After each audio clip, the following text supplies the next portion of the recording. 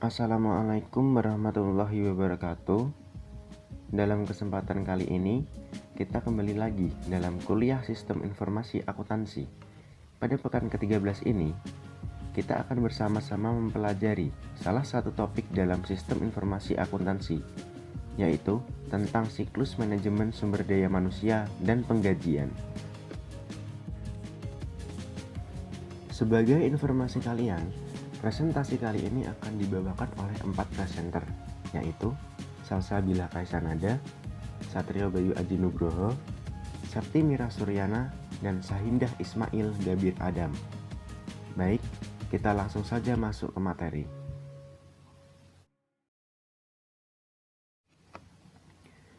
Yang pertama adalah pengertian dari siklus manajemen sumber daya manusia dan penggajian, yaitu merupakan serangkaian aktivitas bisnis dan operasi pengolahan data yang terkait terus-menerus dan berhubungan dengan mengelola kemampuan pegawai secara efektif. Berikut ini adalah proses manajemen sumber daya manusia. Yang pertama, adanya perekrutan dan penerimaan karyawan baru. Kemudian, karyawan yang masuk tersebut diberikan pelatihan dengan berbagai cara. Ada on the job training, ada pelatihan di kelas, dan segala macam. Kemudian akan diberikan pekerjaan untuk karyawan tersebut. Setelah karyawan bekerja, tentu akan diberikan kompensasi berupa gaji dan tunjangan-tunjangan terkait. Dan yang terakhir, setelah karyawan bekerja akan dievaluasi kinerjanya. Apakah kinerjanya sesuai dengan standar di perusahaan, atau di atas, atau malah di bawah. Kemudian ini adalah aktivitas yang terdapat pada siklus penggajian, yang nantinya akan dijelaskan lebih lanjut pada slide-slide berikutnya. Yang pertama adalah permasalahan-permasalahan umum di seluruh siklus manajemen sumber daya manusia atau penggajian. Yang kedua, memperbarui data induk penggajian. Kemudian yang ketiga, memvalidasi data waktu dan kehadiran. Yang keempat, menyiapkan penggajian. Kemudian yang kelima, mengeluarkan penggajian. Dan yang terakhir, membayar pajak, gaji, dan pengurangan lain-lain. Kemudian ada pertanyaan-pertanyaan mengenai bagaimana cara memanfaatkan pegawai perusahaan yang efektif, yaitu yang pertama, berapa banyak pegawai yang diperlukan untuk mencapai rencana strategis. Yang kedua, pegawai mana yang memiliki keahlian khusus. Yang ketiga, keahlian mana yang pasokannya sedikit, dan keahlian mana yang pasokannya berlebih. Yang keempat, seberapa efektif program pelatihan dalam meningkatkan keahlian pegawai. Dan yang terakhir, adakah masalah terkait perputaran, keterlambatan, dan ketidakhadiran? Ini gambaran dari rancangan data diagram sistem payroll secara otomatisasi dan integrasi. Dimulai dari sistem database yang di tengah berbentuk silinder. Di sana ada human resource, payroll, time card, job times, tiket, general ledger, dan lain sebagainya. Sehingga jika kita lihat ke bawah, inquiries and report, ada 3 pertanyaan. Payroll and deduction register, various government report, payroll expenses. Hanya tinggal dilihat dari sebuah sistem karena semuanya sudah terintegrasi, terutama dari segi payroll disbursement program. Di sebelah kanannya ada simbol petir EFT, artinya di sana sudah secara otomatisasi. Ketika yang namanya sistem informasikan kepada bank sudah harus bisa mengakses sistem yang diberikan oleh perusahaan, sehingga tahu ketika bulan ini berapa bank harus mendisburse gaji karyawan secara keseluruhan. Artinya, ini adalah satu kesatuan informasi ERP yang sangat baik dan terintegrasi. Informasi yang disediakan database induk manajemen sumber daya manusia atau penggajian pada slide sebelumnya dapat membantu manajer untuk membuat keputusan terkait penentuan staf. Tetapi, informasi tersebut tidak bisa membantu memengaruhi pengetahuan dan keahlian tertentu yang dimiliki para pegawai. Untuk menggunakan pengetahuan dan kemampuan para pegawai secara lebih efektif, banyak organisasi yang menerapkan sistem manajemen pengetahuan. Nah, apa sih sistem manajemen pengetahuan itu? Sistem manajemen pengetahuan sendiri adalah perangkat lunak yang menyimpan dan mengelola keahlian yang dimiliki oleh pegawai individu sehingga pengetahuan tersebut dapat dibagikan dan digunakan oleh yang lain.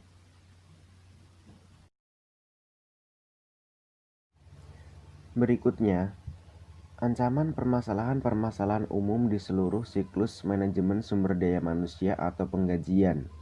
Ancaman yang pertama adalah data induk yang tidak akurat atau tidak valid. Ancaman yang kedua, pengungkapan yang tidak diotorisasi atas informasi sensitif. Ancaman yang ketiga, hilang atau rusaknya data. Ancaman yang keempat, mempekerjakan pegawai yang ternyata pencuri atau yang tidak berkualifikasi. Ancaman yang kelima, pelanggaran hukum-hukum ketenaga kerjaan. Pengendalian ancaman yang pertama adalah adanya pengendalian integritas pemrosesan data. Kemudian, pembatasan akses ke master data, sehingga hanya orang yang memiliki kewenangan saja yang memiliki akses masuk ke data. Kemudian, dilakukan review jika terjadi perubahan pada master data. Apakah perubahannya memang perubahan yang diperbolehkan atau tidak. Kemudian, pengungkapan informasi sensitif tanpa izin. Daftar gaji perusahaan merupakan informasi yang sensitif. Pengendaliannya adalah dengan cara pengendalian akses atas data gaji tersebut. Dan yang kedua, data gaji dalam komputer seyogyanya harus dienkripsi, jadi tidak bisa terlihat begitu saja oleh oknum yang mau membajak, karena harus memiliki kunci enkripsinya. Kemudian, kalau kehilangan data, maka bisa ada backup di server, backup di CD, atau di cloud computing. Dan ada rencana jika terjadi bencana alam, yaitu rencana pemulihan atas bencana. Kemudian, memperkerjakan karyawan yang tidak memenuhi syarat dan berbahaya. Harus ada prosedur rekrutmen yang kredibel. Tidak boleh ada sistem KKN misalnya.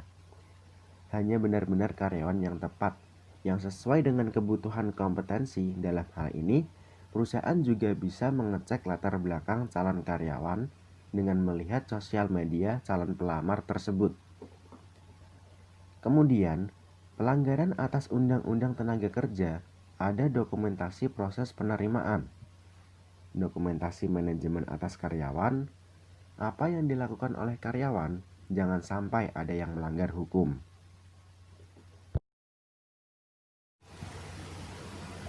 Berikut ini adalah diagram konteks untuk siklus penggajian. Kita lihat ada 6 eksternal entitas dalam siklus penggajian. Pertama, adalah Departemen Sumber Daya Manusia. Ini terkait dengan adanya perubahan data gaji. Misalnya, karyawan ada yang istrinya baru saja melahirkan. Dan oleh karyawan tersebut, si anak didaftarkan untuk mendapatkan tunjangan. Maka kemudian ada perubahan gaji untuk karyawan tersebut. Dan perubahan tersebut diberikan ke sistem penggajian. Sistem penggajian nantinya akan ke Departemen Sumber Daya Manusia, memberikan semacam report, laporan pembayaran gaji untuk masing-masing karyawan. Kemudian, dari berbagai departemen, ada data tentang waktu dan kehadiran. Ini biasanya terpengaruh ke dalam sistem penggajian perusahaan yang memberikan tunjangan transport. Kemudian ke government agency, misalnya adalah ke Dirjen Pajak. Ini akan memberikan tentang laporan pembayaran pajak dan laporan pemotongan pajak BPH 21. Kemudian dengan karyawan, payroll system memberikan cek penggajian atau memberikan slip penggajian secara elektronik maupun secara fisik. Kemudian ke bank, payroll system akan memberikan cek atau daftar pembayaran gaji ke bank yang akan diteruskan nanti ke karyawan.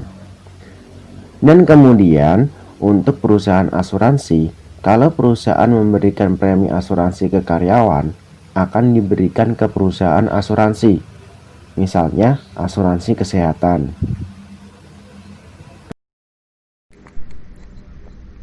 Oke, selanjutnya saya akan menjelaskan tentang diagram arus data level 0 untuk siklus penggajian. Bisa kita lihat di layar, ada 6 external entities dari Departemen Sumber Daya Manusia. Jika ada perubahan mengenai karyawan, akan merubah gaji yang akan diberikan, atau mungkin dari Dirjen Pajak memberikan peraturan tentang PPh baru. Kita lihat dari aktivitas pertama, yaitu update master data atau aktivitas yang dilakukan untuk memutakhirkan master data tentang karyawan. Ada 3, yaitu tax rate and deduction, payroll master data, general ledger. Yang kedua, yaitu masing-masing departemen memberikan waktu kehadiran ke bagian penggajian. Nantinya, bagian penggajian akan melakukan validasi tentang kehadiran karyawan. Nah, biasanya kegiatan ini dilakukan oleh perusahaan yang memberikan tunjangan kehadiran dari bagian komponen penggajian perusahaan. Lalu yang ketiga adalah menyiapkan payroll, yaitu perusahaan menyiapkan daftar gaji yang nantinya akan dibayarkan kepada karyawannya. Aktivitas keempat yaitu disburse payroll, atau bisa kita kenal dengan pengeluaran atau distribusi gaji. Dalam aktivitas ini, perusahaan biasanya mengirimkan cek ke bank, atau perusahaan bisa juga mengirimkan laporan pembayaran gaji, lalu nanti pihak bank yang akan mentransferkan gaji kepada karyawan melalui rekening yang sudah didaftarkan ke bank tertentu. Seperti itu. Lalu yang kelima atau aktivitas terakhir yaitu disburse tax and miscellaneous deduction, yaitu biasanya pembayaran ke pihak eksternal seperti pembayaran pajak, pembayaran asuransi, pembayaran BPJS tenaga kerja, BPJS kesehatan, seperti itu. Lalu nanti juga ada reports ke various department. Aktivitas 1, siklus MSDM atau penggajian.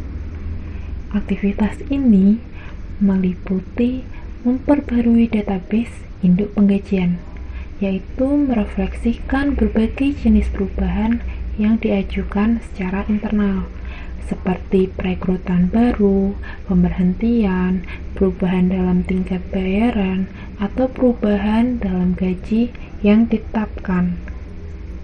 Aktivitas ini secara berkala, data induk perlu diperbarui untuk menunjukkan perubahan-perubahan tarif pajak dan potongan untuk asuransi. Baiklah, selanjutnya kita akan membahas mengenai ancaman dan pengendalian mengenai siklus MSDM atau penggajian. Ancaman pertama yaitu perubahan-perubahan yang tak terotorisasi terhadap data induk penggajian, di mana perubahan yang tak terotorisasi ini dapat mengakibatkan peningkatan biaya pembayaran kepada pegawai yang sebenarnya ini tuh tidak dibenarkan. Lalu pengendaliannya yaitu pemisahan tugas. Yang dimaksud pemisahan tugas di sini yaitu hanya Departemen MSDM saja yang diperbolehkan memperbarui file induk penggajian untuk perekrutan, pemecatan, kenaikan gaji, dan promosi. Para pegawai Departemen MSDM sebaiknya tidak secara langsung ikut serta dalam pemrosesan penggajian atau pendistribusian cek gaji. Pemisahan tugas ini dapat mencegah seseorang yang memiliki akses terhadap cek gaji untuk menciptakan pegawai fiktif atau mengubah tingkat bayaran dan kemudian mengambil cek-cek palsu tersebut. Selain itu, seluruh perubahan terhadap file induk penggajian tersebut harus diperiksa dan disetujui oleh seseorang, yaitu selain pihak yang merekomendasikan file tersebut. Untuk memfasilitasi pemeriksaan ini, sistem harus dikonfigurasi agar menghasilkan seluruh laporan yang mencantumkan keseluruhan perubahan yang berhubungan dengan penggajian. Kemudian mengirimkan laporan untuk pemeriksaan ke masing-masing supervisor departemen yang dapat terpengaruh perubahan tersebut. Kemudian, pengendalian kedua yaitu pengendalian akses. Pengendalian akses di sini maksudnya akses sistem penggajian di mana sistem seharusnya diatur untuk membandingkan ID pengguna dan kata sandi dengan sebuah matriks pengendalian akses yang menjelaskan tindakan apa yang diperbolehkan untuk dijalankan setiap pegawai dan menginformasikan file apa yang diperbolehkan untuk diakses setiap pegawai. Ancaman kedua yaitu pembaruan yang tidak akurat atas data penggajian. Ketidakakuratan dalam memperbarui data induk penggajian dapat menghasilkan kesalahan dalam pembayaran gaji dan dapat mengakibatkan denda karena tidak membayarkan jumlah yang benar atas pajak penggajian kepada pemerintah. Pengendalian untuk ancaman ini ada dua. Yang pertama yaitu pengendalian integritas pengolahan data.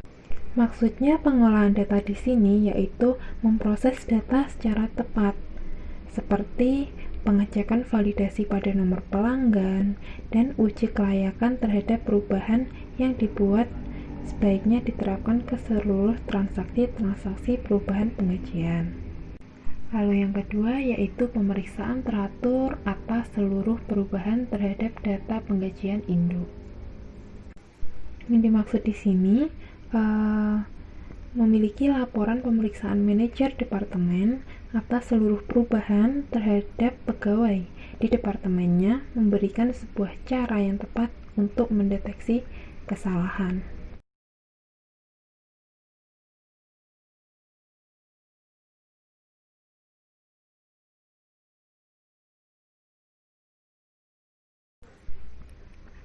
Baik, selanjutnya kita membahas tentang aktivitas 2, yaitu validasi data waktu dan kehadiran. Dapat kita lihat bersama pada layar, pembayaran setiap pegawai itu berbeda, tergantung pada status bayaran pegawai masing-masing. Ada dua cara untuk menentukan penggajian pegawai. Yang pertama menggunakan kartu waktu atau time card, lalu yang kedua menggunakan lembar waktu atau timesheet. Pertama yang kita bahas adalah kartu waktu atau time card, di mana time card ini adalah dokumen untuk mencatat waktu kedatangan dan keberangkatan pegawai setiap harinya. Time card ini digunakan untuk para pegawai yang biasanya dibayarkan berdasarkan jam. Para pegawai yang mendapatkan gaji tetap, misalnya manajer dan staf profesional, sering mencatat pekerjaan tenaga kerja mereka dengan kartu waktu. Bahkan, para supervisor secara informal mengawasi kehadiran mereka dalam pekerjaan. Selanjutnya, lembar waktu atau timesheet adalah sebuah layar entry data atau dokumen kertas yang digunakan oleh para profesional untuk mencatat lamanya waktu yang dihabiskan dalam melakukan berbagai tugas untuk klien-klien tertentu. Timesheet ini digunakan untuk menentukan biaya yang secara akurat untuk ditagihkan kepada para kliennya. Biaya-biaya ini biasanya terkait jasa atau pelayanan yang diberikan untuk para kliennya. Oke, jadi ini adalah contoh layar entry data untuk melacak waktu, atau yang tadi kita bahas adalah timesheet. Ini adalah gambar timesheet. Nah, timesheet ini menunjukkan jumlah jam masuk karyawan yang bekerja setiap harinya untuk setiap pelanggan, untuk setiap lokasi, dan untuk masing-masing sifat pekerjaannya.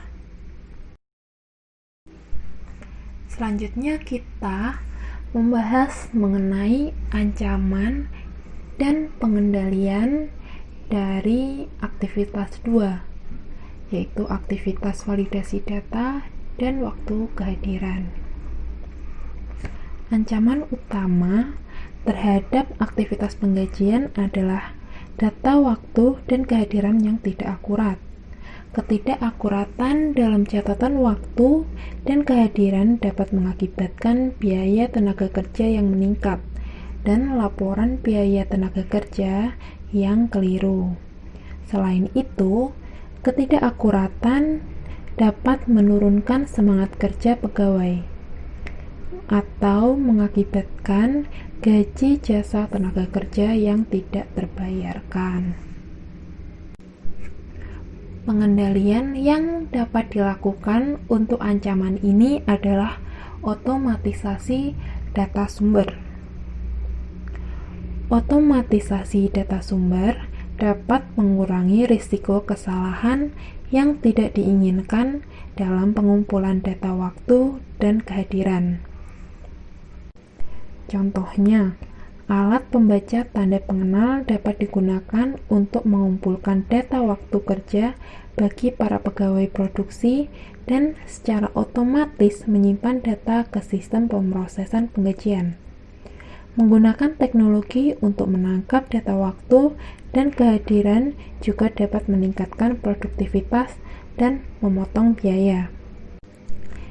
Sebagai contoh, retail chain major memasang pembaca sidik jari pada mesin kasir kasnya, sehingga para pegawai dapat masuk dan segera mulai bekerja. Perusahaan tersebut mengestimasikan bahwa cara ini menghemat beberapa menit waktu yang biasanya terbuang untuk berjalan ke tempat jam di belakang toko berada di mesin kasir. Aktivitas 3. Menyiapkan penggajian. Dalam menyiapkan penggajian ini terdiri dari 3 langkah. Yang pertama, penggajian diedit dan disortir berdasarkan nomor pegawai. Yang kedua, menyiapkan penggajian atau prepare payroll. Yang ketiga, mencatat penggajian atau record payroll. Transaksi penggajian diedit dan transaksi yang divalidasi kemudian disortir berdasarkan nomor pegawai. Jika organisasi memproses penggajian dari beberapa divisi, setiap file transaksi penggajian juga harus digabungkan. File transaksi penggajian yang disortir kemudian digunakan untuk menyiapkan cek gaji pegawai. Untuk setiap pegawai, catatan file induk penggajian dan catatan transaksi yang terkait akan dibaca dan gaji kotor akan dihitung. Berikutnya, seluruh potongan penggajian yang dijumlahkan dan totalnya digunakan untuk mengurangi gaji kotor, sehingga didapatkan jumlah gaji bersih. Potongan penggajian ini biasanya meliputi potongan pajak, lalu potongan pajak penghasilan negara, asuransi jiwa, kesehatan, dan asuransi kecacatan atau iuran serikat, seperti itu. Berikutnya, daftar penggajian dan potongan dibuat. Daftar penggajian atau payroll register atau register penggajian mencantumkan gaji pokok setiap pegawai, potongan penggajian, dan gaji bersih dalam format multikolom. Daftar ini juga berlaku sebagai dokumentasi pendukung untuk mengotorisasi transfer data dari rekening pengecekan penggajian organisasi. Daftar potongan memuat potongan-potongan sukarela lainnya bagi setiap pegawai. Yang terakhir, sistem pengecekan dan mencetak cek gaji pegawai. Cek gaji ini biasanya menyertakan sebuah laporan pendapatan atau earning statement yang memuat jumlah gaji kotor, potongan, dan gaji bersih untuk periode terkini serta total year to date untuk masing-masing kategori. Berikut contoh daftar penggajian dan daftar potongan untuk Alpha Omega Electronics. Yang pertama, Jarvis dengan nomor karyawan 37884 bekerja sebanyak 40 jam dengan tarif $6,25 sehingga mendapatkan gross pay $250. Gross pay tersebut dikurangi dengan deductions yang terdiri dari federal tax sebesar 35,6, FICA sebesar 18,75, state tax sebesar 16,25, dan miscellaneous sebesar 27,6, sehingga mendapatkan net pay sebesar 151,8. Lalu pada deduction register untuk Jarvis, miscellaneous deduction dirincikan menjadi asuransi kesehatan 10,4, asuransi kematian 5,5, iuran pensiun 7,5, iuran buruh 4,2, dan savings bond 0, sehingga total miscellaneous 27,6 seperti yang tercantum pada payroll register. Ancaman dan pengendalian. Ancamannya adalah kesalahan-kesalahan dalam memproses penggajian. Pengendaliannya yang pertama, pengendalian integritas pengolahan data atau batch, melakukan cross-voting atas daftar penggajian, penggunaan sebuah akun penggajian, dan pengecekan saldo. Yang kedua, memeriksa pengawasan atas daftar penggajian dan laporan kasnya. Yang ketiga, menerbitkan laporan pendapatan kepada pegawai. Dan yang keempat, memeriksa atas panduan IRS untuk memastikan klasifikasi yang layak pendapatan pekerja, baik pegawai atau kontraktor independen. Ancaman kedua yaitu kesalahan-kesalahan dalam memproses penggajian. Pengendalian yang pertama adalah pengendalian integritas pengolahan data. Total batch melakukan cross-voting atas daftar penggajian, penggunaan sebuah akun clearing penggajian, dan pengecekan saldo 0. Yang kedua adalah memeriksa pengawasan atas daftar penggajian dan lampiran lainnya. Yang ketiga, menerbitkan pengawasan atas daftar penggajian dan laporan lainnya. Dan yang keempat adalah pemeriksaan atas panduan IRS untuk memastikan klasifikasi yang layak pada para pekerja baik pegawai ataupun kontraktor independen. Aktivitas 4. Mengeluarkan penggajian. Sebagian besar pegawai dibayar menggunakan cek atau setoran langsung dengan jumlah gaji bersih ke dalam rekening bank pribadi mereka. Kedua metode tersebut memberikan sebuah sarana untuk mendokumentasikan jumlah upah yang dibayarkan. Yang pertama, petugas penggajian memeriksa dan menyetujui daftar penggajian. Lalu, voucher pencairan kemudian disiapkan. Yang ketiga, kasir menyiapkan dan menandatangani cek. Yang keempat, kasir mentransfer cek dan mendistribusikannya kepada para pegawai. Selain menggunakan cek, sebagian besar pegawai dibayar menggunakan setoran langsung. Setoran langsung adalah cara pemrosesan penggajian di mana para pegawai dibayar dengan menerima salinan cek gaji bersama dengan laporan pendapatan. Sistem penggajian tersebut menghasilkan serangkaian file setoran penggajian Satu untuk masing-masing bank di mana setoran penggajian dibuat.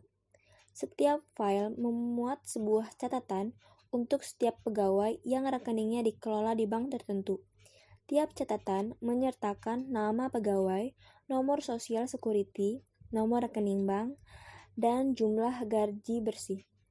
File tersebut dikirim secara elektronik menggunakan Electronic Data Interchange atau EDI kepada masing-masing bank yang berpartisipasi. Dana kemudian secara elektronik ditransfer dari rekening bank atasan ke rekening pegawai. Setoran langsung tersebut menghilangkan tugas kasir untuk menandatangani cek penggajian individu, sehingga dapat menghemat dan menghapus biaya pembelian, pemrosesan, dan pendistribusian cek kertas. Jika beberapa pegawai mungkin tidak memiliki rekening bank sehingga tidak dapat memilih setoran langsung, organisasi masih dapat menghemat dengan membayar pegawai tersebut dengan kartu debit penggajian. Kartu debit penggajian adalah kartu nilai simpanan yang tidak dapat ditarik lebih, tapi dapat dipulihkan dengan dana tambahan tiap tanggal gajian. Para pegawai dapat menggunakan kartu debit penggajian untuk melakukan pembelian dan dapat melakukan tarik tunai melalui mesin-mesin ATM.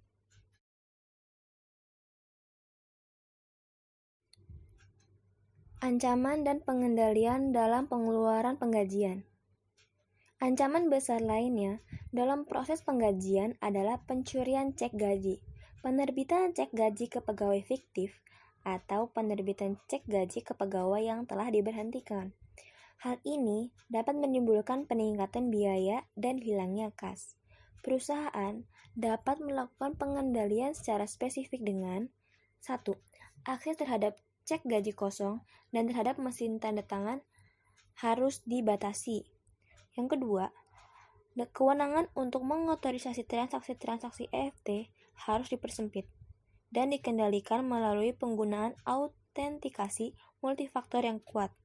Yang ketiga, seluruh cek penggajian harus secara urut dinomori sebelumnya dan secara periodik diperhitungkan. Yang keempat, kasir harus menandatangani seluruh cek penggajian hanya ketika didukung dengan dokumentasi yang layak, seperti daftar penggajian dan voucher pencairan. Sebagai tambahan, pengendalian nomor 5 adalah cek penggajian tidak boleh ditarik melalui rekening bank umum organisasi. Sebagai gantinya, untuk tujuan pengendalian, sebuah rekening bank penggajian harus terpisah.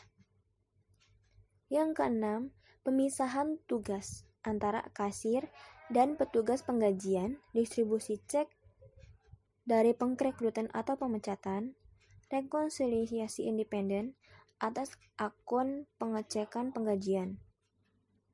Yang ketujuh, penggunaan autentikasi multifaktor dan pengendalian lain untuk mempersempit akses atas database induk penggajian. Kedelapan, verifikasi identitas seluruh pegawai yang menerima cek penggajian. Yang kesembilan, menyetorkan ulang cek penggajian yang tidak diakui dan menyelidiki penyebabnya.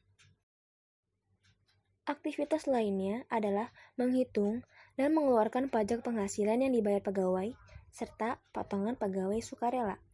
Ini adalah aktivitas penggajian terakhir, yaitu perusahaan harus menghitung dan membayar pajak gaji dan penghasilan pegawai kepada pemerintah atau entitas lain yang sesuai.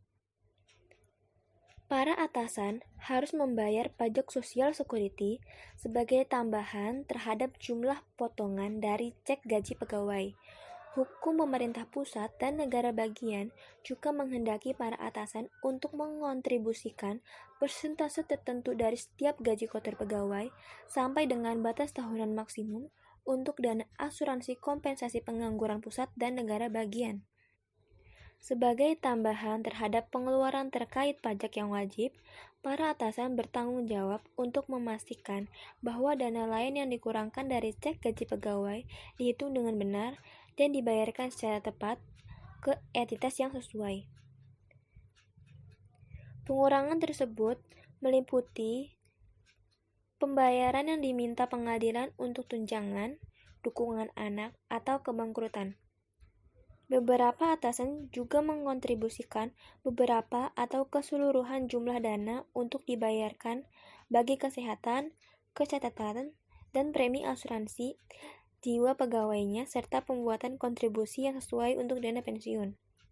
Banyak atasan juga menawarkan pegawai mereka rencana manfaat fleksibel atau flexible benefit plan, yaitu adalah sebuah rencana di mana tiap pegawai menerima beberapa perlindungan minimum dalam asuransi medis dan kontribusi pensiun, plus manfaat tambahan berupa kredit yang dapat digunakan untuk mendapatkan waktu berlibur ekstra atau asuransi kesehatan tambahan. Rencana ini terkadang disebut sebagai rencana manfaat gaya kafetaria karena rencana ini menawarkan menu pilihan. Ancaman dan pengendalian atas menghitung dan mengeluarkan pajak penghasilan yang dibayar pegawai serta potongan pegawai sukarela. Ancaman yang pertama adalah kegagalan untuk melakukan pembayaran yang diminta. Yang kedua, pembayaran yang tidak tepat waktu. Dan yang ketiga adalah pembayaran yang tidak tepat. Atas ancaman yang pertama, yaitu adalah kegagalan untuk melakukan pembayaran yang diminta, perusahaan dapat melakukan pengendalian dengan konfigurasi sistem untuk melakukan pembiayaan yang diminta dengan menggunakan instruksi terkini dari IRS atau publikasi surat edaran. Surat edaran yang dipublikasikan oleh IRS menyediakan instruksi-instruksi mendetail mengenai kewajiban seorang atasan untuk memotong dan membayarkan pajak gaji serta untuk membuat berbagai laporan. Atas ancaman yang kedua, yaitu pembayaran yang tidak tepat waktu, perusahaan juga dapat menggunakan konfigurasi sistem untuk melakukan pembayaran yang diminta dengan menggunakan instruksi terkini dari IRS. Surat edaran ini dapat mengatur sistem penggajian agar secara otomatis mengeluarkan dana ketika penggajian diproses. Atas ancaman yang ketiga, perusahaan dapat melakukan pengendalian dengan 1. Pengendalian integritas pemrosesan, seperti pengecekan cross-cutting dan total batch yang dapat meminimalkan risiko ketidakaturan. Yang kedua, memeriksa pengawasan atas laporan. Yang ketiga, pemeriksaan pegawai atas laporan pendapatan yang memungkinkan mereka untuk mendeteksi dan melaporkan segala masalah secara tepat waktu. Opsi outsourcing atau biro jasa penggajian dan organisasi pengusaha profesional. Dalam sebuah upaya untuk mengurangi biaya, banyak organisasi mengalihdayakan fungsi penggajian dan MSDM ke biro jasa penggajian dan ke organisasi pengusaha profesional. Sebuah biro jasa penggajian atau payroll service bureau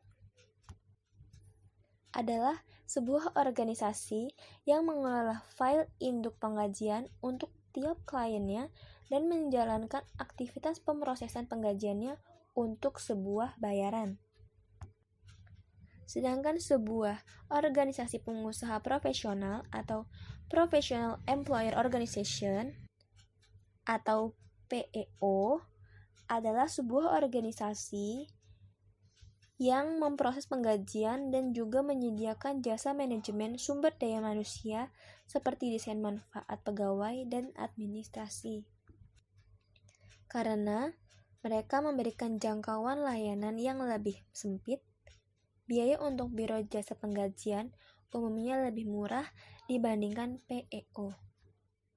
Ketika organisasi mengalihdayakan pemrosesan penggajian, mereka mengirimkan data waktu dan kehadiran pegawai beserta informasi mengenai perubahan personil pegawai kepada Biro Jasa Penggajian atau PEO setiap akhir periode penggajian. Biro Jasa Penggajian atau PEO tersebut kemudian menggunakan data yang diterima dari organisasi untuk menyiapkan cek gaji pegawai, laporan pendapatan, dan daftar penggajian.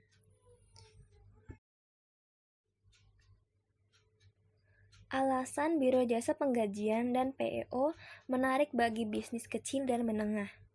Yang pertama adalah mengurangi biaya.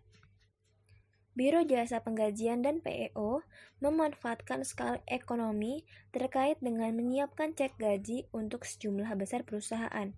Mereka dapat membebankan biaya yang biasanya lebih rendah dari biaya untuk melakukan penggajian in-house atau dalam perusahaannya. Sebuah biro jasa penggajian atau PEO juga menghemat dana dengan mengeliminasi kebutuhan untuk mengembangkan dan memelihara keahlian pegawai yang diperlukan. Kemudian dana tersebut dialihkan untuk mematuhi hukum pajak yang berubah secara terus-menerus. Yang kedua adalah jangkauan manfaat yang lebih luas. PEO menyertakan biaya atas proses administrasi manfaat untuk seluruh kliennya. Akibatnya, PEO memungkinkan perusahaan-perusahaan kecil untuk meminta jangkauan manfaat sama luasnya dengan yang biasanya disediakan PEO untuk perusahaan besar. Yang ketiga, pembebasan atas sumber daya komputer. Sebuah biro jasa penggajian atau PEO mengeliminasi satu atau lebih aplikasi sistem informasi akuntansi. Sumber daya komputer yang bebas tersebut kemudian dapat digunakan di area lain seperti entry pesanan penjualan.